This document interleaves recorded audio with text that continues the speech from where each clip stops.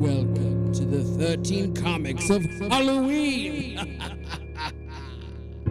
Hey there, everybody. Welcome to the last episode of the 13 Comics of Halloween. We did it. We did it, everybody. We gave our best effort to give you some fun or spooky or all of the above issues and episodes of some comics you probably haven't heard of, and maybe you could check out if you like them. So I hope all you guys have had fun on this month, and we enjoyed doing it, even though it was a lot of work, a lot of extra work that we weren't really anticipating when we came up with this. John, I was thinking 4 issues or something, or 4 episodes. John was like, let's do 13. That's a spooky number. Yeah, the 13, like the 13 Ghosts of Scooby-Doo, the 13, whatever. Yeah. So 13. The 13 comics. That's a great number. And then we were like, wait a second, that means we got to do one every other day. At least I didn't say the 31 comics. Yeah, the daily comic of Halloween.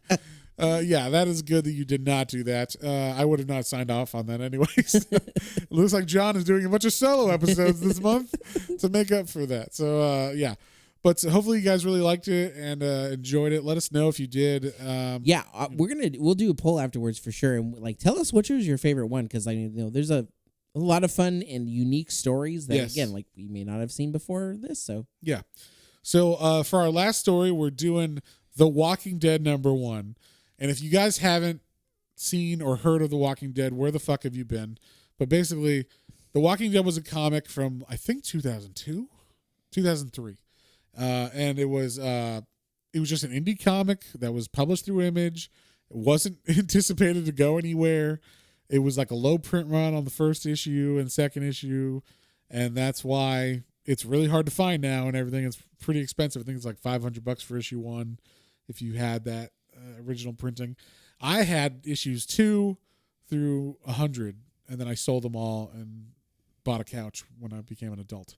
So when I got married. But since then I wanted to buy the compendiums. But basically, The Walking Dead is an indie series that's black and white. It's really good. It's really creepy. And then it got so popular and so well known that AMC made a TV show about it that was also super popular and well known. it is still going on. It is still going on, and there's a bunch of spin-offs and everything of it too.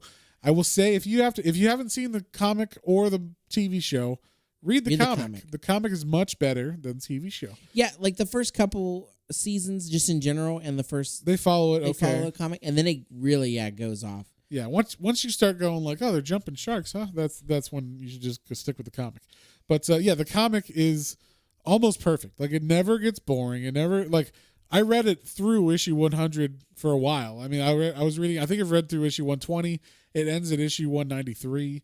It actually ended this year, and so and it ended. They didn't say anything. They just said issue 193 is coming out, and when it came out, they're like, oh yeah, that's the last issue.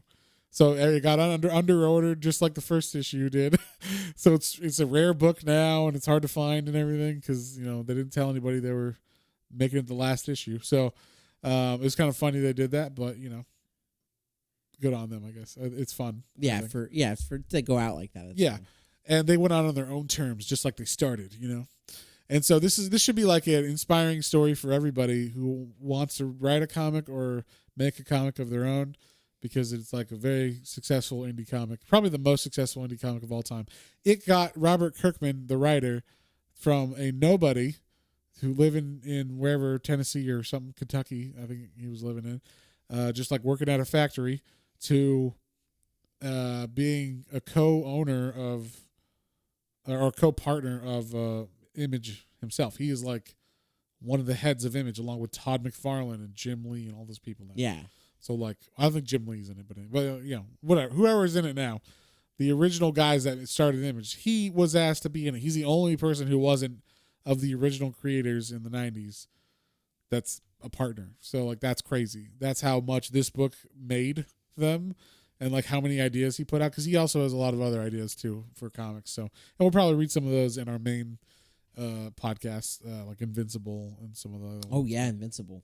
Yeah, but this was his first really big hit, and basically it starts off with a police shootout, and there's a dude named Rick Grimes, and he is with his partner Shane, And they don't really say their names in this first thing, but I know because I have read everything. So they're in a shootout with this crazy guy, and Rick's like, "Give me some backup. Like I'm gonna run over here, see if I can get a better shot at him."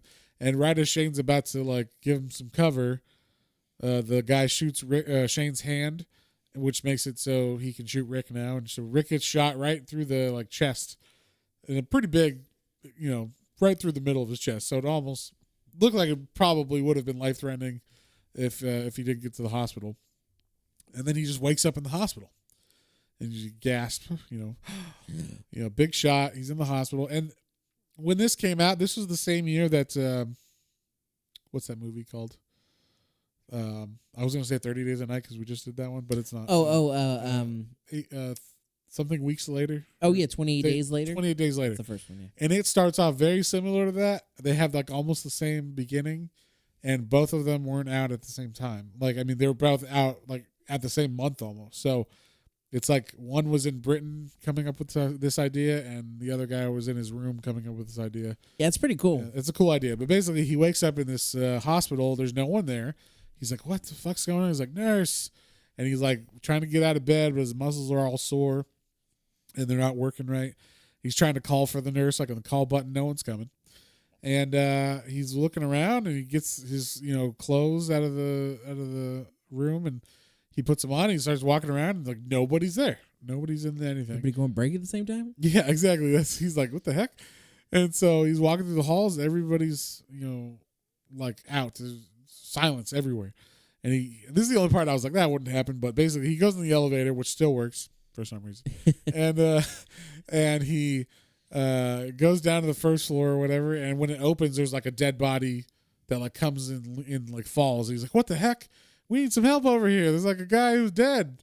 And then like he's like, what the? But this person isn't a zombie. They're just dead.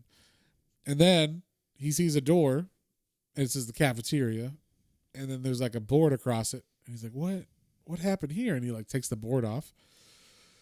And then all of a sudden he looks inside and there's a bunch of zombies. And they're like, yeah, he doesn't know they're zombies. He's like, what's going on in here? Like, yeah, these people start kind of walking towards him. Yeah, and he's like, what the fuck?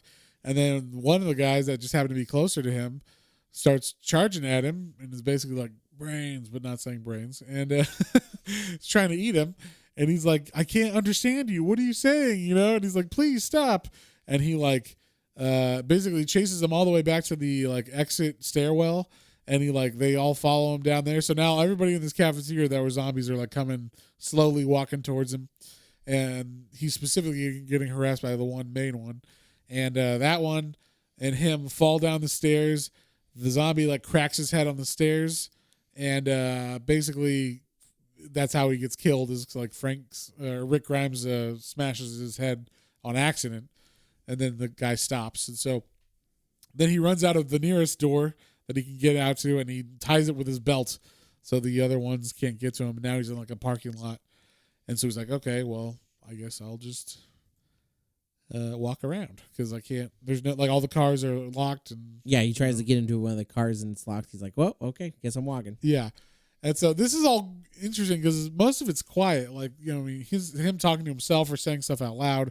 But, like, most of it's just him walking and looking at, like, the desolation. You can see everything's super overgrown. So he's been in that hospital for months without necessarily have to be there for months. Like, he was probably already stable and healing fine. Then the zombie outbreak happened. And then he was just in left that room. And forgotten. Yeah. And so he's like looking around. He's seeing like people and bodies like crash and cars. And he's like, Jesus. And so he's looking, and then he sees one of these bodies that are very obviously dead and like skeleton almost. And it's like, and it like looks at him and it's like it wants to eat him. And he's like, oh my God. Yeah, you see like a tear roll down his face. He's like, oh my God, what has happened? Yeah, like what's going on? It's so weak, that thing. Like it doesn't have any muscle anymore, so it can't even stand up and walk. And like, but it's trying to eat him somehow. So he's like, okay, I'm gonna like go back to my house after I like kind of recover from that scene, and like find my family. So he goes to his neighborhood, he goes to his house, and no one's there. His wife and kid aren't there. He starts walking around the neighborhood, and all of a sudden he gets hit in the head with a shovel, and it's like I like the art in this. It's just like clong, like a big like page of it getting hit in the head, and then this kid's like, "Dad, I got one. He was trying to like eat us or whatever," and then the dad's like, "Oh, son, that guy's still alive." Like, you almost got it, you know. You okay, mister? Yeah, so they're like, grab his feet, get him inside before, like, you know, we draw more attention.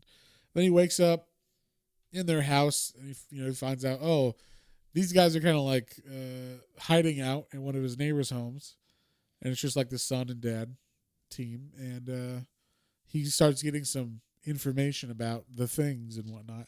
So like they're like, well, holy crap, like you don't know what's been going on. He's like, what are those things? He's like, those things, there's everybody, you know, like they're zombies.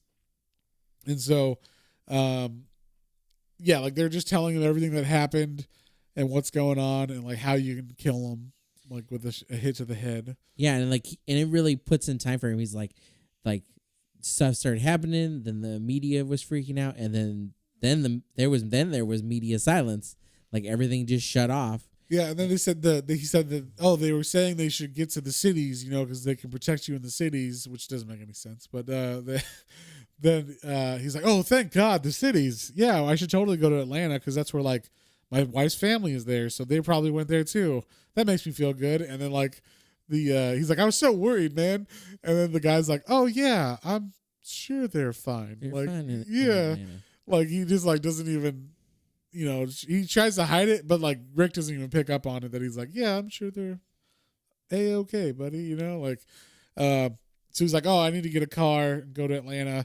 But like, hey, you want to go shopping with me first? And so he like pulls out his keys, and he still has his keys to the police department of this small town. And so he goes in there. I like the little encounter they have because like they're like, oh, I didn't know you were a cop. You don't mind me staying in your neighbor's house? Like we thought, you know, this neighborhood would be a little safer than our neighborhood, blah, blah. He's like, yeah. He's like, obviously shit's been going down. You're fine, man. I'm not going to. As long as you give it back when they come back. I like that. Like, he thinks that they're going to come back or people are, like, just going to, like, be. When everything goes back to normal, buddy. Exactly. You know, it feels like right now when people are like, when we go back to normal, and you're like, really, man? Is it going to go back to normal?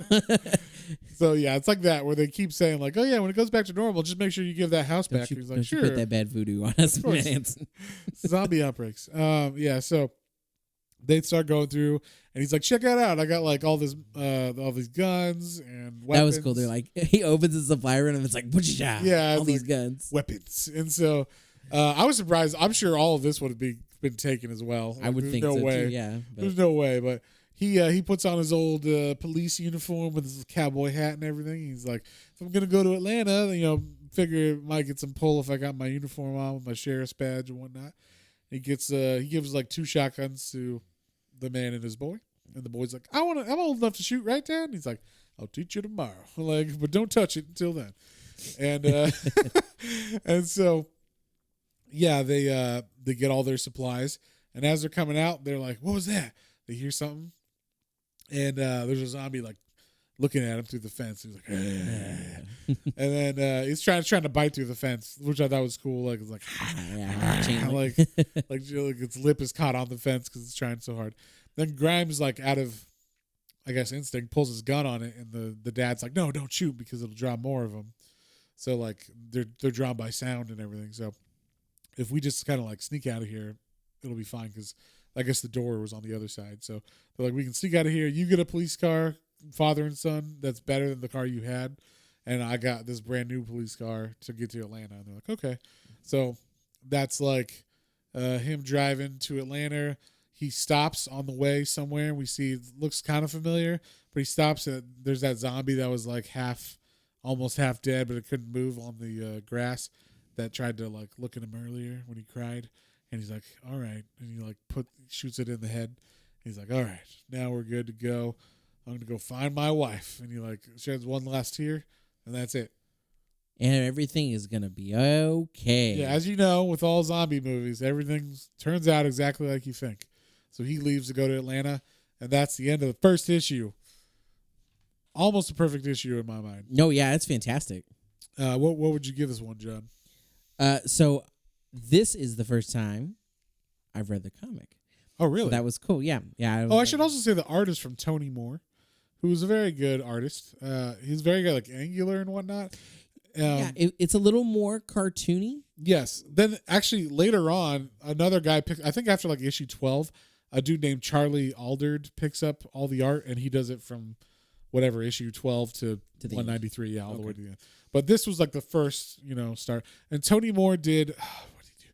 He did Fear Agent. He's done some other stuff. He's done some really good work. But yeah, he's got like a more cartoony feel than some of the other ones.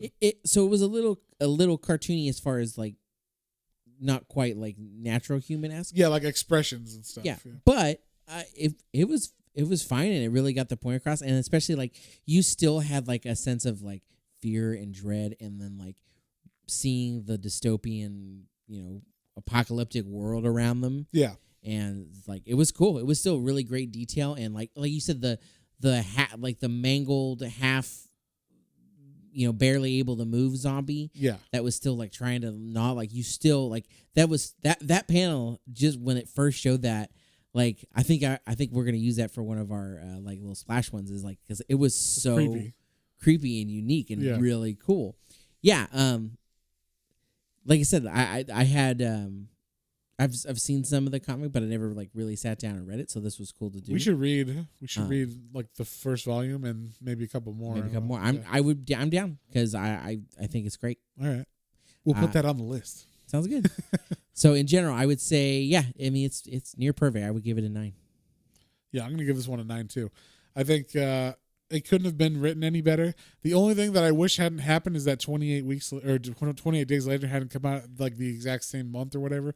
Because there was like that comparison, like, did he take it from that, or did the movie guys take it from him in some weird idea, or did they just have the same idea at the same time or whatever? But the weird thing is, that's a zombie movie basically, and this is a zombie comic. This started those two things, and probably this more because the TV show got so big, started like the whole zombie thing that like craze that's been for like 15 years. Yeah, that is still going. Yeah, it's still going, but it's kind of on its burning out at the end of it. But it's been going for a while, at least in America. So, but yeah, like this was, I mean, this probably overtook the Ninja Turtles in being the biggest indie franchise once the TV shows hit and everything. Because I mean, there was toys of the comic and the show. There was, there's all that stuff, and the comics do great because the show does great, and so there's a lot of crossover. I remember working at the comic book store, and people were like, "Is the Walking Dead comic like, really good?" I'm like, "Yeah." And then like when the show came out, I'm like, "You got to read the comic," and then everybody's like, "Oh yeah, the comic's great too." And so like people who never would read comics were reading this. Like my sister-in-law was reading this, like it's not something that she would just pick up randomly on her own. It would be like, oh, I watched the show and I liked it. Then it kind of got weird, but then Matt said the comic is better, so let me just read that. And she had like the first 2 compendiums. I'm like, oh my gosh, that's awesome. I didn't realize you read comics. But like, yeah, it's stuff like that. Like when you can reach that extra audience and become like the next partner in fucking Image or whatever, and like just pushing through those barriers like that it's crazy that someone can do that just from I got an idea for like a zombie comic, and that's why anything's possible, kids. The Walking Dead shows us anything. Yep, believe in yourself, because and zombies. And zombies, and like a turtle comic or a comic about turtles who became ninjas can become the number one thing in the world.